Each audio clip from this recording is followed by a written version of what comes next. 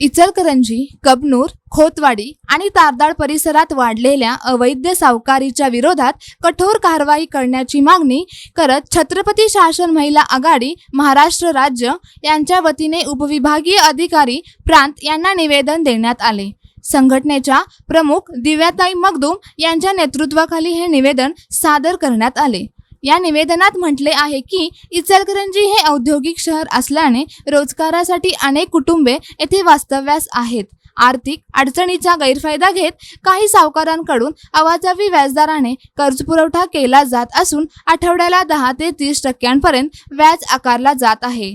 त्यामुळे अनेक कुटुंबे आर्थिक, मानसिक आणि शारीरिक शोषणाला बळी पडत असून काही कुटुंबे उद्ध्वस्त झाली आहेत। अवैध सावकारीमुळे गुन्हेगारी प्रवृत्तीलाही खतपाणी मिळत असल्याचा आरोप संघटनेने केला आहे।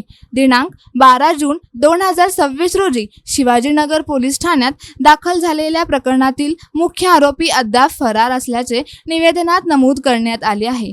शिवाजीनगर पोलीस ठाण्यातील गुन्ह्यातील फरार आरोपीस तातडीने अटक करून संबंधितांना कठोर शिक्षा करावी आणि कबनूर व इचलकरंजी परिसरात अवैध सावकारी विरोधात विशेष मोहीम राबवून संबंधितांवर गुन्हे दाखल करावेत अशी मागणी करण्यात आली आहे।